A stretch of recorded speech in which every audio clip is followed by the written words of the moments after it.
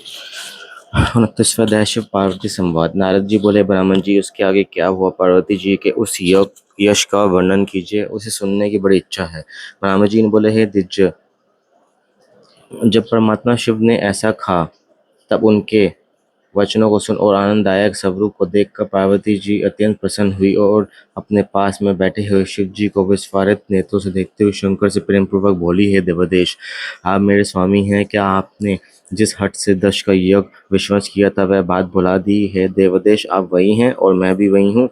आप देवताओं की कार्य सिद्धि के लिए जो कि तारकासुर से दुखित है, मैं मैना में उत्पन्न हुई हूँ। मैं, हे महेशान, यदि आप मुझ पर प्रसन्न हैं, दयालु हैं, तो मेरा ये वचन वर्णन कीजिए कि आप मेरे पति हो। अब मैं आपकी आज्ञा से पिता के घर जाती हूँ, वहाँ से आपका विशुद्ध यश प्रसिद्ध किया जाएगा। हे नाराज, उसके लिए आप मेरे पिता हिमाचल के पास जाइए, और आप तो लीला विशारद हैं, इसलिए विशु होकर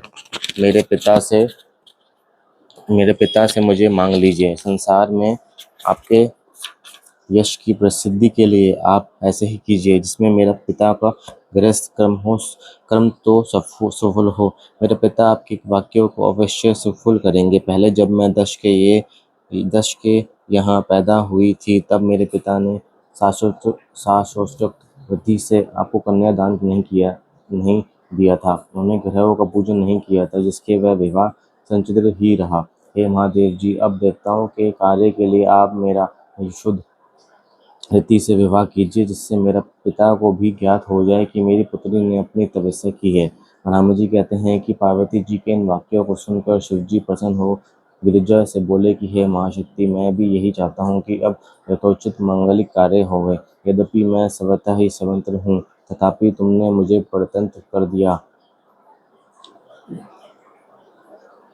क्योंकि सब कुछ करने वाला महामाया प्रकृति तुम ही हो। तुमने ही इस सारे जगत को माया में किया है। हम ही और तुम्ही ने तो गुण और कार्य के भेद से संसार का प्रादुर्भाव किया है। परंतु हे शैलजे, मैं हिमालय ना जाऊंगा, ना बेशुक होकर तुम्हारे पिता से तुम्हारी याचना ही करूंगा, क्योंकि याचना करने से तो कैसे भी महापुरुष क्यों ना हो लघु हो जाता है। ऐसी स्थिति में तुम ही कहो कि मैं क्या करूं।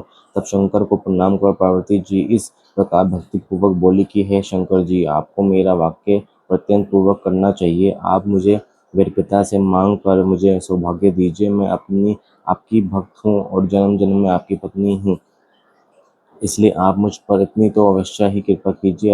अधिक क्या कहूँ, हे सर्वज्ञ, मैं आपके स्वभाव को जानती हूँ।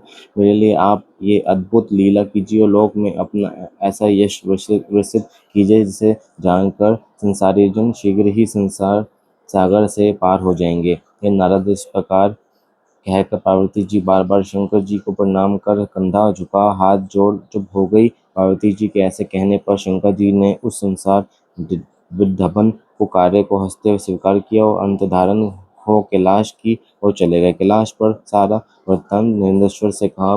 भेड़वादिक उस वृत्तांत को सुन आनंद मनाने लगे। भगवान शंकर भी अत्यंत प्रसन्न हो गए। अतिशिव महाप्रम पार्वती का 29वां अध्याय समाप्त।